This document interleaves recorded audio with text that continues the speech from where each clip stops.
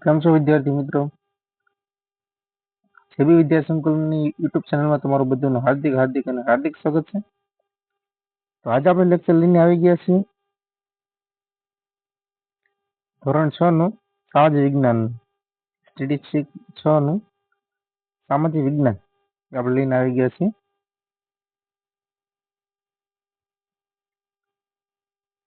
અને આ લેક્ચર જે છે એ જે તૈયારી કરતા, જે ગવર્મેન્ટ જોબની તૈયારી કરતા હોય એને પણ કામનો આવે એમ છે. અને ધોરણ 6 ના જે બાળકો છે એને પણ કામમાં આવે છે, એ પણ સમજી શકે.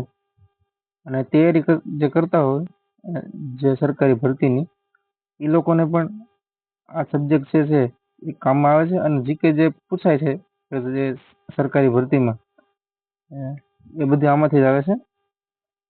એટલે આ લેક્ચર તમે જોજો. તો આપણે શરૂ કરીએ. તો મજા આવે તો લાઈક, શેર, સબસ્ક્રાઈબ કરતા જજો અને કોમેન્ટ કરજો. તો આજે આપણે ભણીશું ધોરણ 6 નું સામાજિક વિજ્ઞાનનું જે છે એ પ્રકરણ 1. ચાલો ઇતિહાસ જાણીએ કે ઇતિહાસ જે છે એ શું છે, ને ઇતિહાસ જે જાણવો એ શા માટે જરૂરી છે, એના વિશે થોડાક વાત કરીએ મિત્રો. ઇતિહાસ જે છે એનો અર્થ શું થાય છે? પેલો ઇતિહાસ એટલે કે વીતી ગયેલો સમય, જે ભૂતકાળમાં આપણે કહી શકીએ. આજે જે વર્તમાન છે, આજે જે ઘટના જે ઘટે છે એ સમય જાય એટલે ઇતિહાસ બની જાય. યાદગાર જે ઘટના બની હોય એ ઇતિહાસ બની જાય. તેને આપણે સામાન્ય ભાષામાં ઇતિહાસ કહીએ છીએ. અને ઇતિહાસ જે છે એ જાણવો શા માટે જરૂરી છે, એના વિશે આપણે આજે ભણીશું.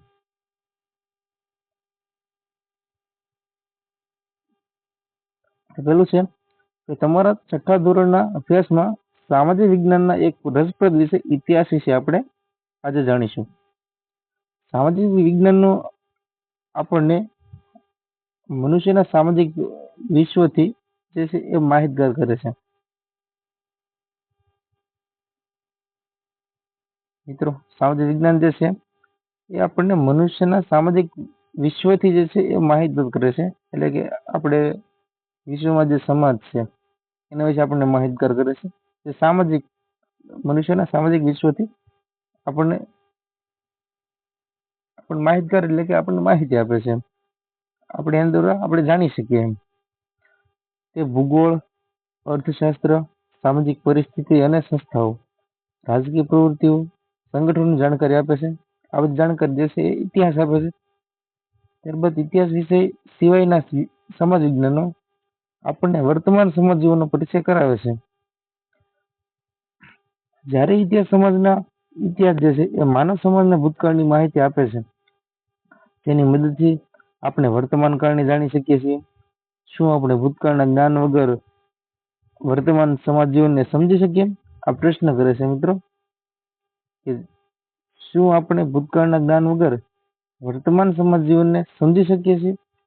કે આપણને કોઈ અનુભવ હોય, આપણને ભૂતકાળમાં કોઈ અનુભવ હોય તો એના દ્વારા આપણે કોઈ પણ જે કાર્ય કરવું હોય એ કરી શકીએ એમ. માનવે જ્યારે અગ્નિનો ઉપયોગ શરૂ કર્યો નહોતો ત્યારે તેનું જીવન કેવું હતું? જે મનુષ્ય જે શરૂઆતમાં આવ્યા ત્યારે અગ્નિનો ઉપયોગ જ્યારે શરૂ નથી થયો ત્યારે જે ખાવામાં છે એ કાચું ભોજન આવતું, અગ્નિ વગર જે શેકાયેલું નહીં. તો ત્યારનું જીવન કેવું હતું એ બધું ઇતિહાસ દ્વારા આપણને જે છે એ જાણવા મળે છે. ત્યારબાદ તમે એ બાબતની કલ્પના કરો કે માનવી ખેતીવાડી, રસ્તા, વાહન વ્યવહાર, મકાનો વગર આ કેવી રીતે રહેતો હશે? જે પહેલાના જમાનામાં જે મનુષ્ય હતા તેને આદિપુરુષ કહેવાય. આદિપુરુષ એ ખેતીવાડી, રસ્તા, વાહન વ્યવહાર, મકાનો વગર કેવી રીતે જીવતો હશે એના વિશે માહિતગાર આપે છે. ઇતિહાસ આપણને માનવ જીવનના આવા વિવિધ રસપ્રદ પાસાઓ વિશે જાણકારી આપે છે. ઇતિહાસ આપણને ભૂતકાળના જુદા જુદા જે છે જીવનની સફર આપણને કરાવે છે. એક યુગમાંથી બીજા અને બીજામાંથી ત્રીજા એમ અનેક યુગોના માનવ જીવનના રીત રિવાજો, માન્યતાઓ, તેમના ખોરાક અને પોશાક વિશે માહિતી આપે છે. જાણે કે આપણે કોઈ જુદા વિશ્વમાં વિચારતા હોઈએ એવી રીતે માહિતગાર કરે છે. આપણે ભૂતકાળના જે છે એ માનવ સમાજ અધ્યયન શા માટે કરવું જોઈએ, આપણે શા માટે એના વિશે આપણે જાણવું જોઈએ. ભૂતકાળનું માનવ જવાનું જે છે એ માનવ સમાજનું એનું જીવન કેવું હતું, શા માટે જાણવું જોઈએ, એવો વિચાર તમને આવતો હશે. ઇતિહાસ માત્ર ભૂતકાળની બાબતો સાથે સંકળાયેલો નથી, તે વર્તમાનની વ્યવસ્થા સાથે કડીરૂપ છે, એટલે કે કડીરૂપ જોડાયેલું છે. જે ભૂતકાળ જે વીતી ગયેલો છે અને હાલમાં જે વર્તમાન છે એના એકબીજા સાથે ભૂતકાળ અને જે વર્તમાન કાળ છે એકબીજા સાથે જોડાયેલો છે. આપણા પૂર્વજો કેવા હતા, તે ક્યાં રહેતા હતા, શું ખાતા હતા, તેમના જીવનની અનેક મહત્વપૂર્ણ બાબતોની માહિતી આપી ઇતિહાસ આપણને માનવીના જીવનમાં આવેલા પરિવર્તનથી માહિતગાર કરે છે.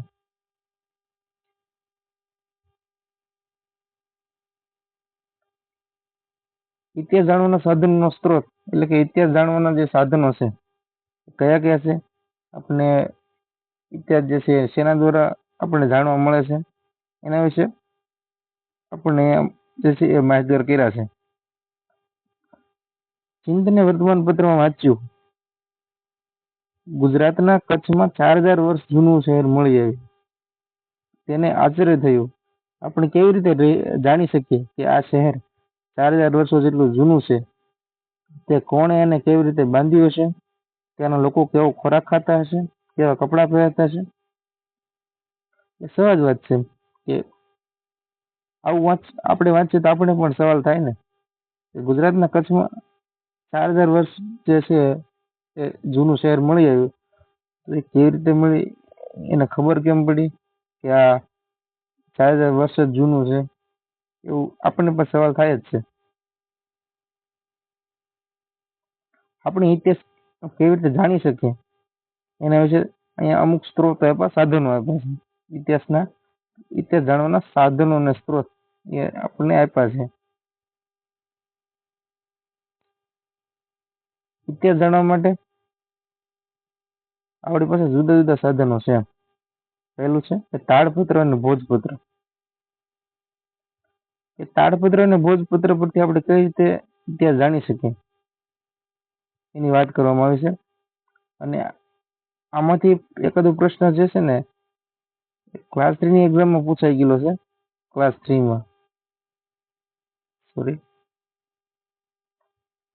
માં જીકે તરીકે સવાલ પૂછાઈ ગયેલો છે. આમાં એક બે સવાલ તમને આપું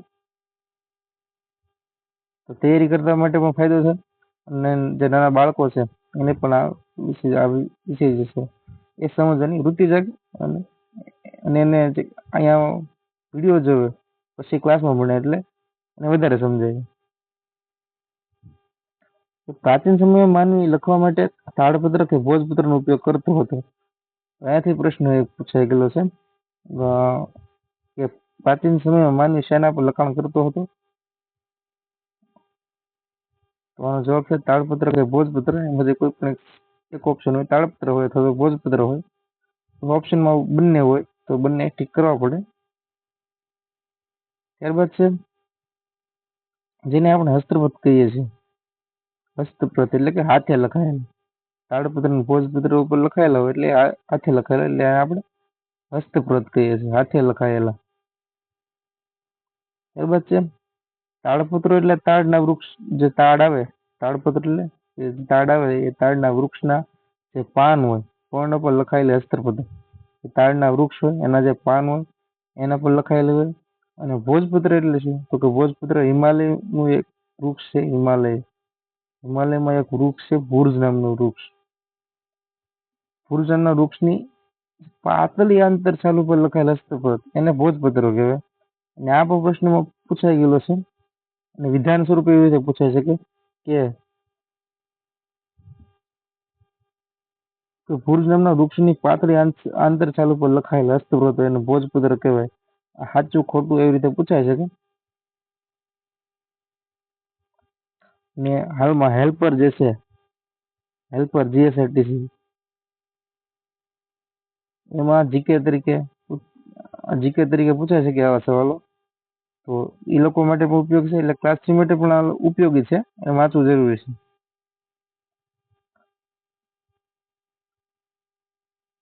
ત્યારબાદ છે કે તાડના જે પાન હોય એના પર ને ભૂર જેવા વૃક્ષોની છાલ પર તેઓ વસ્ત્ર પર લખતા, તેમાંથી આપણને તેમની ભાષા અને જીવન જીવવાની પદ્ધતિ જાણકારી મળી આવી છે.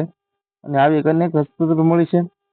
તાડપત્ર અને ભોજપત્ર પર લખાયેલી હસ્તપ્રતોમાંથી જે છે એ ભારતના પ્રાચીન યુગના જે માનવી છે એના વિશે આપણને માહિતી મળે છે.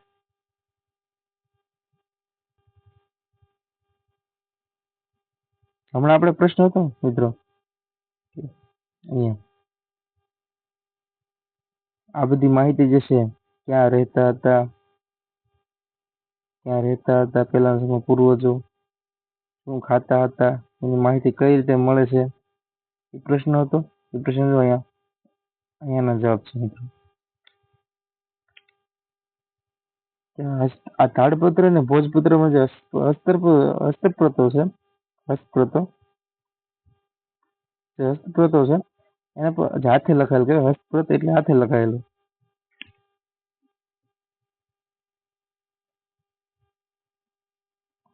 જે હસ્તપ્રતો છે એના પર એવું લખાયેલું છે, એના પરથી આપણે જે છે એ પૂર્વજોની એ લખતા એમાંથી છે ને એની ભાષા, જીવન જીવનની જે પદ્ધતિ છે એની જાણકારી મળે છે. આ હસ્તપ્રતો કેટલી પણ લખાયેલી છે. અને તાડપત્ર અને ભોજપત્ર પર લખાયેલા હસ્તપ્રતોમાંથી જે ભારતના જે પ્રાચીન યુગની જે માનવી છે, જે આપણા પૂર્વજો છે એની વિશે માહિતી મળી છે. ત્યારબાદ છે જો આપેલું છે આ તાડપત્ર અને ભોજપત્ર પર જે છે એ આવી રીતે લખેલું હોય છે. આ ત્યારની જે પૂર્વજોની લિપિ છે એ લિપિમાં લખાયેલું છે.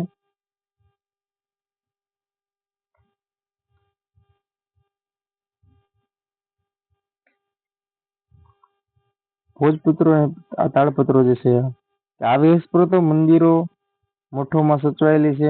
ક્યાં સચવાયેલી છે? તો કે મંદિરોમાં, મઠોમાં. તેમાં સંસ્કૃત, પ્રાકૃત અને તમિલ ભાષામાં લખાણો છે. આ પ્રશ્ન પૂછાઈ ગયેલો છે ઘણી બધી પરીક્ષામાં, કે ભોજપત્ર અને જે તાડપત્ર છે એના પર લખાયેલી હસ્તપ્રતો છે એ કઈ ભાષામાં લખાયેલી છે?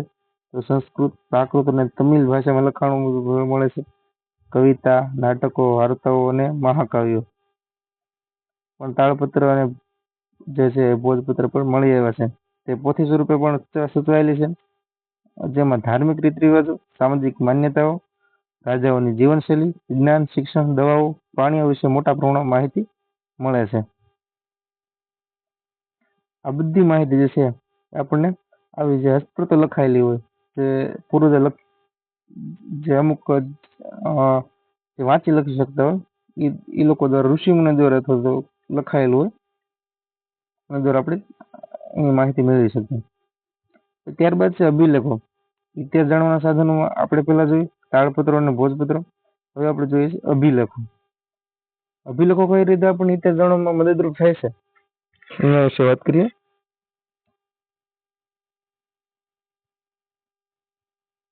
ધાતુઓ અને પથ્થરો પર કોતરાયેલા કે લખેલા લેખ અને અભિલેખ કહેવાય. પેલો પ્રશ્ન હતો અભિલેખ કોને કહેવાય? તો કે ધાતુઓ પર અને પથ્થરો પર જે કોતરેલા કે લખેલા લેખ છે એને અભિલેખ કહેવાય. જો અહીં લખેલા છે અશોકનો શિલાલેખ જે જુનાગઢમાં આવેલો છે ને, આમાં દેખાય ને લખેલું છે બધું.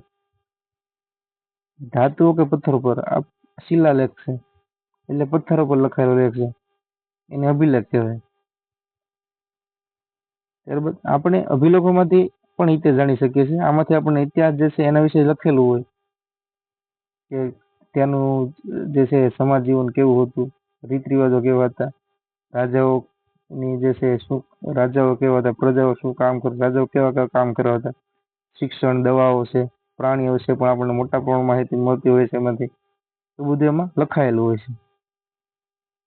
ત્યારબાદ રાજા પોતાના આદેશો શિલાલેખો પર કોતરાવી પ્રજા સાથે સંવાદ કરતા હતા. કીધું ને રાજા પોતાના જે આદેશો આપે પ્રજા પાસે જે કોતરાવી આવો લખાણ કરાવે.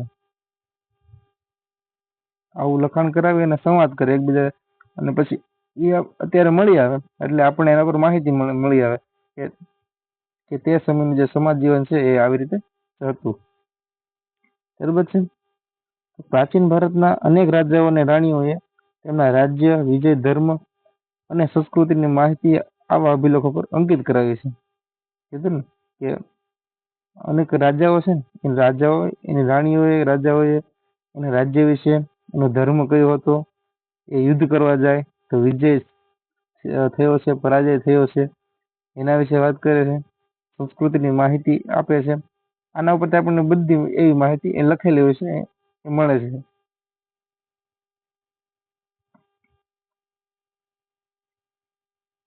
આવા શિલાલેખો અને અભિલેખો પર લખાયેલા લખાણો લાંબા સમય સુધી ટકી રહ્યા છે, અને એમાં અશોકના શિલાલેખો ખૂબ જ જાણીતા છે.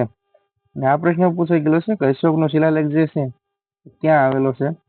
તો અશોકનો શિલાલેખ જુનાગઢ આવેલો છે, અને આ પ્રશ્ન પૂછાઈ ગયેલો છે.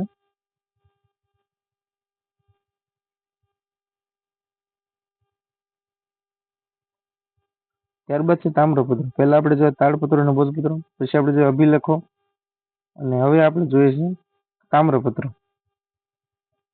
તાંબાના પતરા પર કોતરીને લખવામાં આવતું લખાણ એટલે તામ્રપત્ર. જે પહેલાના સમયમાં છે તાંબાનું પત્ર આવતું, એના પર જે છે એ લખાણ લખે, અને એ પત્ર તરીકે કેમ આપણે કાગળ ઉપર લખીએ, પહેલાના સમયમાં તાંબાના પત્ર ઉપર લખાતું અને તામ્રપત્ર કહેવાતું.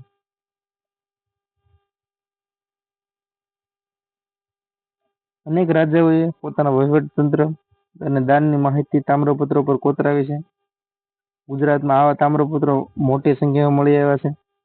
તેમાંથી રાજાના નામ, તેના ધર્મ, વહીવટી તંત્ર અને દાન ધર્મની વિગતો મળી આવે છે. આ બધી માહિતી છે રાજા પોતે કોતરાવે, અને દાન, એના વહીવટ તંત્ર કેવી રીતે ચાલે છે, દાનની માહિતી આપે. ગુજરાતમાં પણ મોટા તામ્રપત્રો જે છે એ મળી આવ્યા છે મોટી સંખ્યામાં. એમાંથી રાજાનું નામ, એનો ધર્મ, એનો વહીવટ કેવી રીતે વહીવટમાં કઈ રીતે ચલાવતા વહીવટ એ પણ મળી આવે છે, અને જે દાન ધર્મની વિગતો જે છે એ બધી મળી આવે છે. આવા તામ્રપત્રથી એક જો નામ બસ હેમચંદ્રાચાર્ય જૈન જ્ઞાન મંદિર જે પાટણમાં આવેલું છે અને ઉત્તર ગુજરાતમાં આવેલું છે, તો ત્યાં આ તામ્રપત્ર છે. ત્યારબાદ છે LD institute of Indology, Navrangpur, Ahmedabad. ત્યાં પણ આ તામ્રપત્ર સચવાયેલા છે, ત્યાંથી મળી આવ્યા છે. ત્યારબાદ છે ભોજ અધ્યયન અને સંશોધન વિદ્યાભવન, જે અમદાવાદમાં આવેલું છે, ત્યાંથી પણ આપણને જે મળી આવે છે.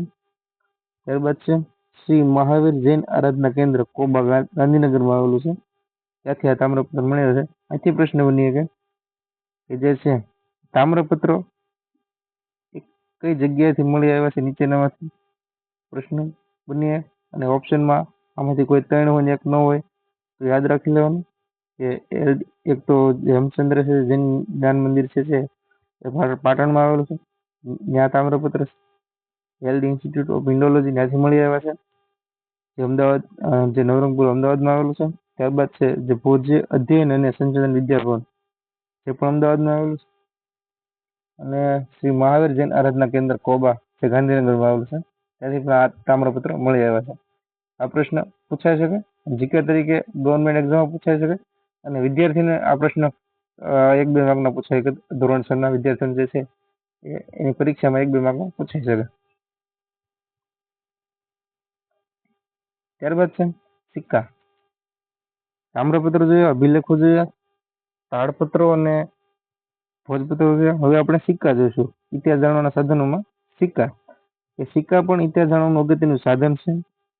સિક્કા પર રાજાનું નામ, તેના ધર્મ, સંસ્કૃતિ તથા તેના સમય વિશેની માહિતી મળે છે. ત્યારે આપણે કોઈ પણ સિક્કો લઈએ તેમાં લખેલું હોય, નીચે સાલ લખેલી હોય, અમુક સિક્કામાં રાજાનું નામ, અમુક એવું ચિત્ર, અમુક એવો ચિત્ર તરીકે હોય, તો એના પર બધી માહિતી મળે. એ બધી રાજા છે એ માહિતી છપાવતા હોય સિક્કા ઉપર, એ જૂના સિક્કા તે સમયના હોય એના ઉપરથી માહિતી મળે છે. ત્યારબાદ છે કે ભારતમાં ઈસવીસન પૂર્વની 5મી સદીના પંચમાર્ક સિક્કા મળી આવ્યા છે, જે સૌથી જૂના સિક્કા છે. અને આ પ્રશ્ન ઘણી વાર પૂછાઈ ગયેલો છે કે સૌથી જે છે જૂના સિક્કા કયા છે, તો ઈસવીસન પૂર્વની 5મી સદીના સિક્કા જે છે એ પંચમાંગના સિક્કા છે અને જે સૌથી જૂના સિક્કા કહેવાય. પછી આ સિવાય ગ્રીક રાજાઓ, મૌર્યકાળ અને જે ગુપ્ત યુગના અનેક સોના ચાંદીના સિક્કા જે તે રાજ્યની સામાજિક, આર્થિક, જે ધાર્મિક છે, રાજકીય માહિતી એના પરથી મળી આવે છે. સિક્કા પરથી આવી વિગતો મળી આવે છે. આ પંચમાંગ સિક્કા છે, મુદ્રાઓ, નિશાન દોરેલા ચિત્ર, અમુક ચિત્ર છે એના પરથી અલગ અલગ માહિતી મળી આવે. તો અહીંયા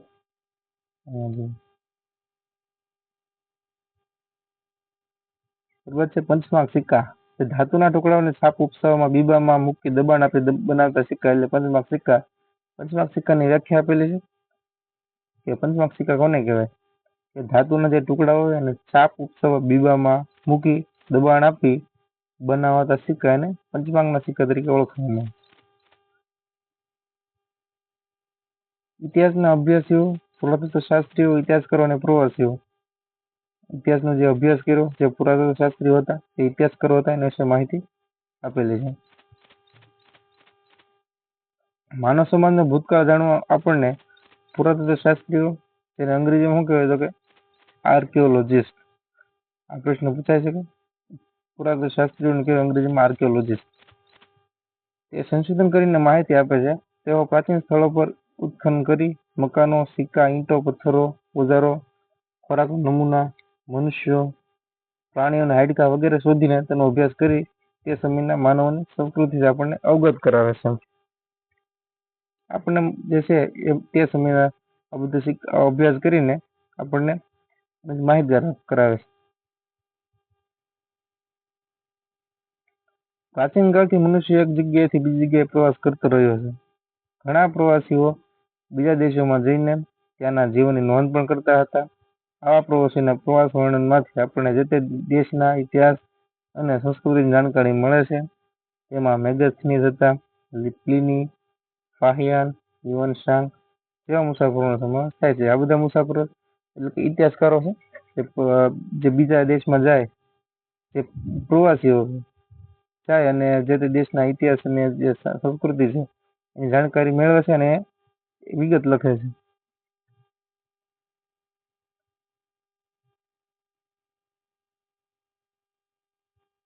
પુરાતત્વ શાસ્ત્રીઓની ઇતિહાસકારોના સંશોધનથી આપણને ઉત્તર પશ્ચિમ ભારતમાં સિંધુ નદીના કિનારે પાંગરેલી મહાન સભ્યતાના દર્શન થાય છે. ભારતમાં આજથી 4500 વર્ષ પહેલા અનેક શહેરો હતા. એ જ રીતે ગંગા નદીના આસપાસના ક્ષેત્રોમાં આજથી 2500 વર્ષ પહેલા ઘણા બધા શહેરોનો વિકાસ થયો હતો, તે પણ જાણી શકાય છે. આ બધા સાધનોથી તે સમયના માનવ સમાજના રીત રિવાજો, ખોરાક, પોશાક, ટેકનોલોજી તથા સંસ્કૃતિની માહિતી મળે છે. ભારતમાં અનેક શહેરો અને જે ગામડાઓ છે શોધી તેમણે આપણને કપાસ, ઘઉં, જવ ઉપરાંત તે સમયના પ્રાણીઓની માહિતી આપી. આ બધી માહિતી જે છે ઇતિહાસકારો આપે છે. જે ફરી ફરીને જે પ્રવાસી ઇતિહાસકારો બધા આપે. ઇતિહાસકારો ભૂતકાળનું અધ્યયન કરનારા મહત્વના વિદ્વાનો હોય છે. તેઓ મળી આવેલા સાધનોનું વર્ગીકરણ કરે છે, એટલે વિભાજિત કરે છે, એને તપાસે છે. એમાં જે વિગતો મળે છે એ એક કોલામાં ટાંકે છે, વિગત લખે છે. હસ્તપ્રતો સંશોધન કરે છે. હસ્તપ્રતો દસ્તાવેજ અભિલેખમાંથી માહિતી એકત્રિત કરે છે અને પછી યોગ્ય રીતે તેનું આલેખન કરે છે. પુરાતત્વ શાસ્ત્રીઓની ઇતિહાસકારો ભૂતકાળને આપણી સમક્ષ જીવંત રાખે છે. જે ભૂતકાળ સમય વીતી ગયો એ અત્યારે આપણે વાંચીએ એટલે આપણને ખ્યાલ આવે કે તે સમયમાં પ્રાચીન સમયમાં કેવું હતું. ત્યારબાદ નંબર છે અહીંયા બનશે ટોપિક છે ભૂમિનું નામ. આપણો ભારત એવી વાત કરવામાં આવે છે કે ભૂમિનું નામ એટલે કોનું એમ. આપણે ભારત દેશમાં ધરતી છે, ભારત દેશની ધરતી, એનું નામ કેવી રીતે પડ્યું એના વિશે વાત કરવામાં આવી છે. જે ભારત કેવી રીતે પડ્યું, ભારત નામ જે છે કેવી રીતે પડ્યું એના વિશે માહિતી આપવામાં આવી. આપણે આપણા દેશને બે નામોથી ઓળખે છે. એક તો ઇન્ડિયા અને બીજું ભારત. ઇન્ડિયા ઇંગ્લિશમાં ઇન્ડિયા કહીએ છીએ અને ભારત કહીએ છીએ ગુજરાતીમાં. ઇન્ડિયા શબ્દ જે છે એ ઇન્ડસ પરથી ઉતરેલો છે. તેને સંસ્કૃત ભાષામાં સિંધુ કહેવાય. ઇન્ડિયા જે શબ્દ છે એ ઇન્ડસ પરથી ઉતરી આવેલો છે. પ્રશ્ન પૂછાય કે ઇન્ડિયા શબ્દ નીચેના કયા શબ્દ પરથી ઉતરી આવ્યો છે? તો ઇન્ડસ પરથી. અને સંસ્કૃતમાં સિંધુ કહેવાય. ઇન્ડસને સંસ્કૃતમાં સિંધુ કહેવાય. પ્રાચીન જે છે એ ઈરાન ગ્રીસના લોકો જે છે, ઈરાન અને જે ગ્રીસના લોકો એ સિંધુ નદીથી પરિચિત હતા. ભારતમાં સિંધુ નદી એનાથી પરિચિત હતા. આજથી 2500 વર્ષ પહેલા તે પ્રદેશના સંપર્કમાં આવ્યા હતા. ઈરાનીઓ સિંધુ નદીને હિન્ડોસ તરીકે ઓળખતા. આ પ્રશ્ન પૂછાય કે ઈરાનીઓ સિંધુ નદીને શું કહેતા? તો ઈરાનીઓ સિંધુ નદીને હિન્ડોસ કહેતા અને ગ્રીસના લોકો ઇન્ડસ કહેતા. આ બે પ્રશ્ન કન્ફ્યુઝ થયા છે, એ ઈરાનીઓ અને ગ્રીસના લોકો. તો યાદ રહી જવું પડશે કે ઈરાનીઓ જે છે એ હિન્ડોસ કહેતા અને સિંધુ નદીને, અને ગ્રીસના લોકો જે છે સિંધુ નદીને ઇન્ડસ કહેતા. એટલું યાદ રાખવાનું કે ઈરાનીઓ શું કહેતા, તો કન્ફ્યુઝ થાય હિન્ડોસ કે ઇન્ડસ, તો ઈરાનીઓ આવે એટલે ઈ નહીં કરવાનું, તો ઇન્ડોસ કરવાનું. એક જ છે ઇન્ડસ ને ઇન્ડસ. હિન્ડોસ છે અને ઇન્ડસ છે. તો ઈ આવે ઈરાનીઓ, તો એને સામે ઈ નહીં કરવાનું, તો શું થઈ ગયું? હિન્ડોસ. તો વધુ હું ગ્રીસના લોકો, તો કે ઇન્ડસ. એવી રીતે યાદ રાખી શકો તમે. તેઓ આ નદીના પૂર્વ કિનારાને ઇન્ડિયાથી ઓળખતા. સિંધુ નદીને જે છે એ અલગ અલગ ઈરાનીઓ જે છે એ હિન્ડોસ કહેતા, ગ્રીસના લોકો ઇન્ડસ કહેતા. એટલે જે સિંધુ નદીને કહેતા, એટલે સિંધુ નદીના પ્રદેશ પૂર્વ કિનારો હતો એનો આ વિસ્તાર જે છે એ ઇન્ડિયાથી ઓળખતા. એટલે ભારત એવું જે છે ને, કે ભારત એવું નામ છે ને એ ઋગ્વેદમાંથી આપણને જાણવા મળે. આ પણ આપણને પ્રશ્ન પૂછે કે ભારત નામ આપણને જાણવા ક્યાંથી મળે છે? તો કે ઋગ્વેદમાંથી. 4 વેદો છે, ઋગ્વેદ, યજુર્વેદ, સામવેદ અને અથર્વવેદ. તો ઋગ્વેદમાંથી આપણને જે છે એ ભારત એવું નામ જાણવા મળે છે. ત્યારબાદ છે કે ભરત નામનો માનવ સમૂહ ઉત્તર પશ્ચિમ ભારતમાં આવીને વસેલો. ભરત નામનો એક માનવ સમૂહ હતો, એ ઉત્તર પશ્ચિમ ભારતમાં આવીને વસેલો. તેના પરથી નામ આપણો દેશ જે ભારત તરીકે ઓળખાય છે. અને આ સમૂહનો ઉલ્લેખ જે સંસ્કૃતની આરંભિક કૃતિ ઋગ્વેદમાં પણ જોવા મળે છે. ભારત દેશ ક્યાંથી નામ પડ્યું? કે ભરત નામનો જે સમૂહ છે, એ ભરત નામનો જે માનવ સમૂહ છે ઉત્તર પશ્ચિમ, આપણો આવી રીતે ભારત દેશ 4 ખૂણામાં વિભાજિત છે. આવી રીતે એના ઉત્તર પશ્ચિમ ભાગમાં, આ ભાગમાં જે છે એ રસ્તો હતો, અને તેના પરથી આપણો દેશના ભારત એવું પડ્યું. અને આ સમૂહનો, ભરત એવા સમૂહનો ઉલ્લેખ જે છે એ સંસ્કૃતની આરંભિક કૃતિ, એટલે પ્રાથમિક જે સંસ્કૃતની પ્રારંભ જે કૃતિ હોય એ ઋગ્વેદમાં પણ મળે છે. ત્યારબાદ છે કે સાલવારી. ઇતિહાસમાં સમયનું ખૂબ જ મહત્વ છે. ઘટનાઓ સમય અને સ્થાનની સાથે લખી શકાય. આપણે સમયને તારીખ, માસ અને વર્ષ સાથે સાંકળીને લખીએ છીએ. આપણે લખીએ છીએ ને, પેલા તારીખ લખીએ, પછી મહિનો લખીએ અને પછી વર્ષ લખીએ. આવી રીતે સમય આપણે લખીએ છીએ. તો એ જ કહે છે કે સમયને તારીખ, માસ અને વર્ષ સાથે સાંકળીને સમજીએ છીએ. જેમ કે 20 જુલાઈ 2018 શુક્રવાર. આ પ્રમાણે સમયની ગોઠવણી ઈસુ ખ્રિસ્તના જન્મ જે છે એ પહેલા સાથે, જે ઈસુ ખ્રિસ્ત જે છે, જે ભગવાન ઈસુ ખ્રિસ્ત ધર્મના ભગવાન છે, ભગવાન ઈસુ, એના જન્મ સાથે સંકળાયેલો છે. ખ્રિસ્તી ધર્મના જે સંસ્થાપક છે ઈસુ ખ્રિસ્ત, એના જન્મને દુનિયામાં જે છે એ કાળ ગણના સાથે જોડવામાં આવે છે. પ્રશ્ન પૂછાય છે કે કોના નીચેનામાંથી કોના જે છે કોના જન્મને દુનિયામાં કાળ ગણના સાથે જોડવામાં આવે છે? તો ઈસુ ખ્રિસ્તના જન્મને. ખ્રિસ્તી ધર્મના સ્થાપક છે અને કાળ ગણના સાથે જોડવામાં આવે છે. આપણે ઈસવીસન એમ કહીએ, આપણે ત્યારે બોલે ને ઈસવીસન કેટલી હાલે? ઈસવીસન 2025, ઈસવીસન 2024, ઈસવીસન 2023. તો કેમ કહેવાય? પછી કે ઈસવીસન પૂર્વે, અમુક શબ્દ આવે ઈસવીસન પૂર્વે 2400, 2500 એમ કે. શેના પરથી નક્કી થાય છે? એના વિશે માહિતી આપેલી છે.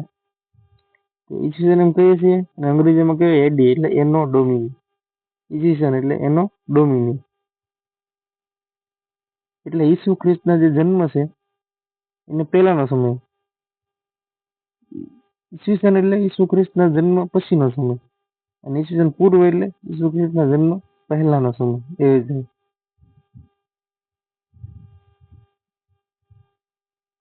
ઉદાહરણ છે ત્યાં સમજાવેલું છે. દાખલા તરીકે ઈસવીસન 2000 એટલે ઈસુ ખ્રિસ્તના જન્મ પછીના 2000 વર્ષ. એ જ રીતે ઈસવીસન પૂર્વે એને બિફોર ક્રિસ્ટ પણ કહેવાય એટલે ઈસુ ખ્રિસ્તના જન્મ પહેલા. ઉદાહરણ તરીકે ઈસવીસન પૂર્વે 2000 એટલે ઈસુ ખ્રિસ્તના જન્મ પહેલા 2000 વર્ષ. એવું એનો વંચાય. અહીંયા આપે છે ઈસુ ખ્રિસ્તનો જન્મ. ઈસુ ખ્રિસ્તના જન્મ જે છે એની પહેલાનો સમય શું કહેવાતો? ઈસવીસન પૂર્વે. અને પછીનો જન્મ ઈસુ ખ્રિસ્તના જન્મ પછીનો સમય જે છે એ શું કહેવાય છે? તો કે ઈસવીસન, ખાલી ઈસવીસન. અને અંગ્રેજીમાં કહેવાય નામ યાદ રાખવાનું એનો ડોમિની અને બિફોર ક્રિસ્ટ. બિફોર ઈ તો યાદ રહી જાય ઈસવીસન પૂર્વ એટલે ઈસુ ખ્રિસ્તના જન્મ પહેલા એટલે બિફોર ક્રિસ્ટ. તો ઈસવીસન યાદ રાખવું પડે એનો ડોમિની કહેવાય. ઈસુ ખ્રિસ્તનો જન્મ એને પછીની પહેલી સદી, બીજી સદી, ત્રીજી સદી, ચોથી સદી, પાંચમી સદીમાં આ બાજુ એના પહેલાની પહેલી સદી, બીજી સદી, ત્રીજી સદી, ચોથી સદી, પાંચમી સદી એવી રીતે વર્ણવેલું છે. ઇતિહાસમાં ઈસવીસન પૂર્વ અને ઈસવીસનને સમજવાની સમયરેખા જે છે અહીંયા આપેલી છે. આપણે સમજીએ.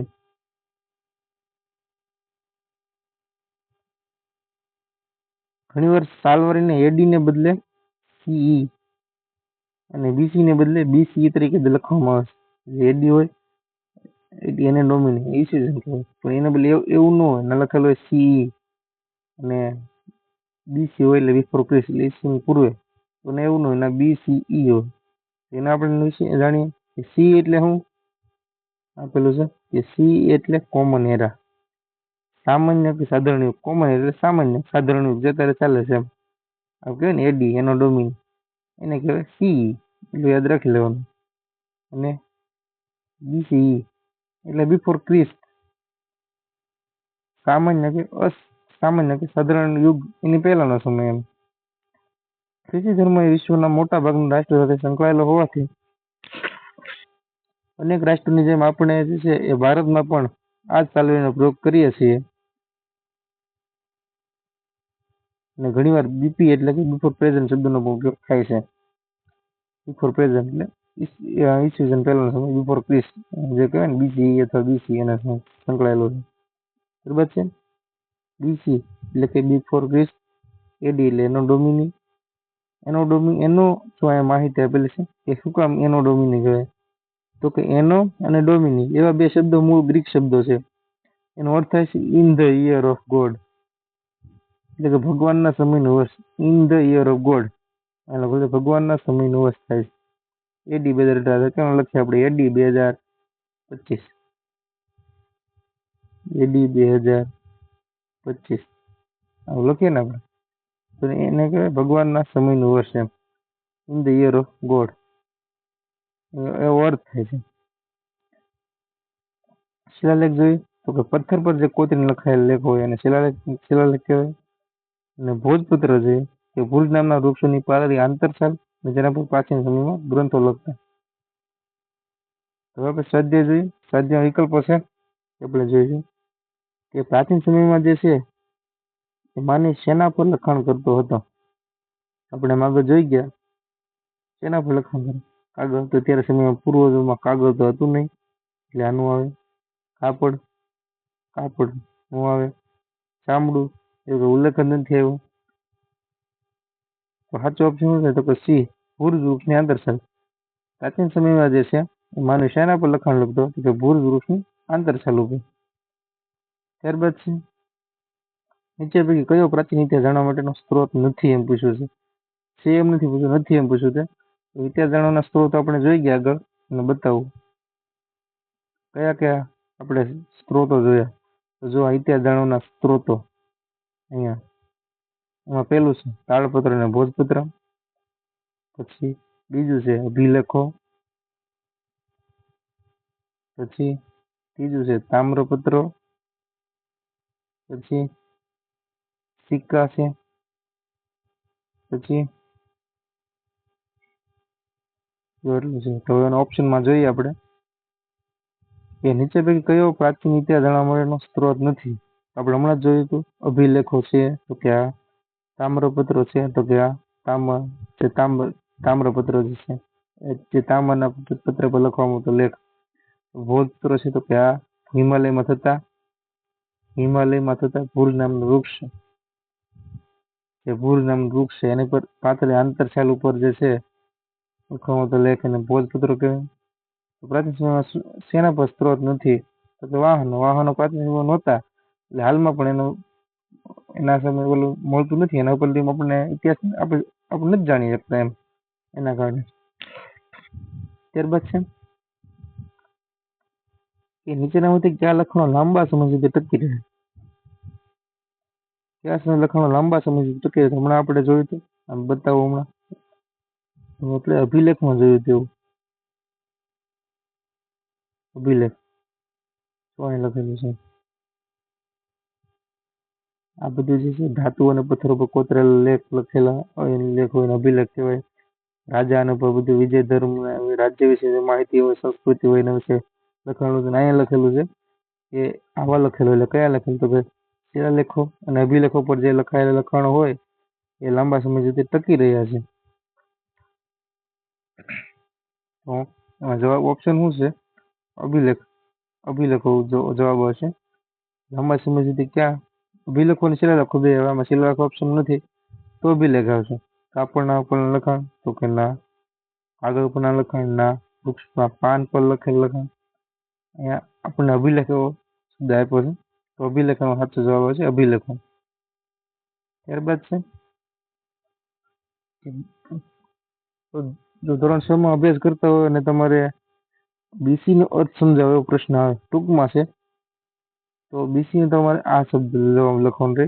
બીસી નો અર્થ કે બીસી એટલે કે બીસી એટલે બિફોર ક્રિસ્ટ ને બીસી પણ કહેવાય બિફોર કોમન એરા આવી રીતે સમજાવી શકે.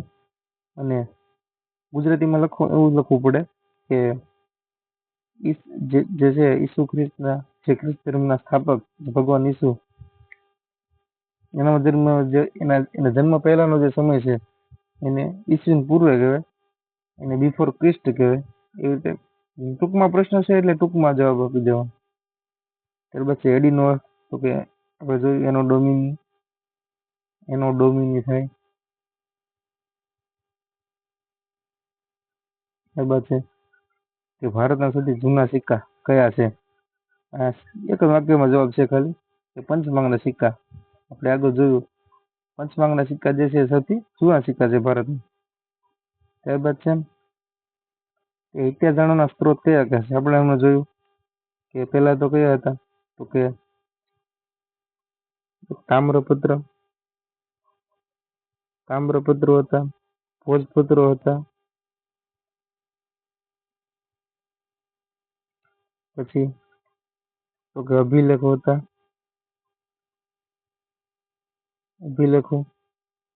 પછી તામ્રપત્રો, ભોજપત્રો, અભિલેખો, સિક્કા હતા.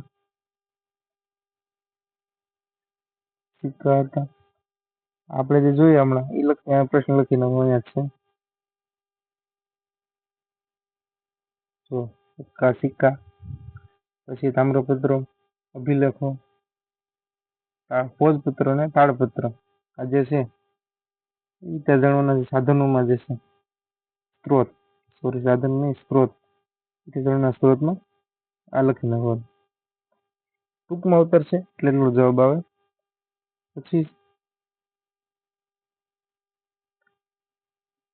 જોડકા આપ્યા છે કે અ વિભાગની વિગતો બ વિભાગની વિગતો છે એ બધી જોડી આપો. આમાંથી કયો સાચો આન્સર જવાબ છે એ આપણે ગોતવાનો. અભિલેખ છે તો અભિલેખ કોને કહેવાય તો કે આપણને ખબર છે આપણે ભણી ગયા છીએ કે પથ્થર ઉપર જે કોતરવામાં આવે પથ્થર ઉપર લખાણ લખવામાં આવે અભિલેખ કે શિલાલેખ કહેવાય. એનો જવાબ છે પથ્થર ઉપર તો ઈ આવશે પેલા. પથ્થર કે ધાતુ પર કોતરેલું લખાણ. ત્યારબાદ ભોજપત્ર તો કે હિમાલયમાં થતા છે વૃક્ષ ની છાલ પર લખવામાં આવતું લખાણ. તો ભોજપત્ર ભુજ વૃક્ષની નામના વૃક્ષની છાલ. તામ્રપત્ર એટલે કે તાંબાના પતરા પર લખવામાં આવતું લખાણ. બીજામાં સી, ત્રીજામાં ડી આવશે. અને બીસી, તો બીસી એટલે ઈસવીસન પૂર્વે, બિફોર ક્રિસ્ટ થાય ને, ફૂલ ફોર્મ થાય બિફોર ક્રિસ્ટ એટલે ઈસુ ખ્રિસ્તના જન્મ પહેલા, ઈસવીસન પૂર્વે. આમાં એ ચોથામાં. અને પાંચમામાં બી, એનો ડોમિની એટલે ઈસુ ખ્રિસ્તના જન્મ પછીનો સમય. પાંચમામાં બી આવશે. આવી રીતે જોડકા છે. સામાન્ય પ્રશ્ન જે છે એ ધોરણ 6 ના વિદ્યાર્થીઓને પરીક્ષામાં પૂછાય તો એ પરીક્ષામાં તો પૂછાય જ એને તો આવી રીતે સમજી લેવાનું. અને જે ગવર્મેન્ટ પ્રિપેરેશન કરે છે એ લોકોને પણ આમાંથી પ્રશ્ન પૂછે છે. તો આ વિડીયો જોઈ લેજો એકવાર. અને આમાંથી જે ખરા જે પૂછાઈ શકે એવા સવાલ છે એ મેં તમને કીધા છે. અને વિડીયો તમને જો ગમ્યો હોય અને સારો લાગ્યો હોય તો વિડીયોને લાઈક શેર સબસ્ક્રાઈબ કરી નાખજો. અને આવા જ વિડીયો જોવા માટે જે બી વિદ્યા સંકુલ આપણી યુટ્યુબ ચેનલને સબસ્ક્રાઈબ કરી નાખજો અને સારી કોમેન્ટ કરી નાખજો, જેથી કરીને હું બીજા જે છે એ નવા વિડીયો લઈને આવું. તો આજનો ટોપિક આપણે અહીંયા પૂરો કરીએ છીએ. જે છે ધોરણ 6 નો ચાલો ઇતિહાસ જાણીએ. પ્રકરણ 1 આપણે પૂરું કર્યું છે ધોરણ 6 નું. હજી બીજા પ્રકરણના જે છે એ વિડીયો લઈને હજી વિડીયો લઈને હું આવીશ. હજી વિડીયો આવતા રહેશે. ચેનલને સબસ્ક્રાઈબ કરી નાખજો, લાઈક શેર અને વિડીયોને લાઈક કરી નાખજો અને સારી કોમેન્ટ કરી નાખજો. તમને જે છે એ સારી માહિતી મળતી હોય, તમને શિક્ષણ વિશેની સરખી માહિતી મળતી હોય તો ચેનલને સબસ્ક્રાઈબ કરી લેજો. મળશું બીજા નવા વિડીયોમાં. ત્યાં સુધી આપણી યુટ્યુબ ચેનલ બના રહેજો. થેન્ક યુ બધા મિત્રોને, બધા વિદ્યાર્થીઓને આભાર.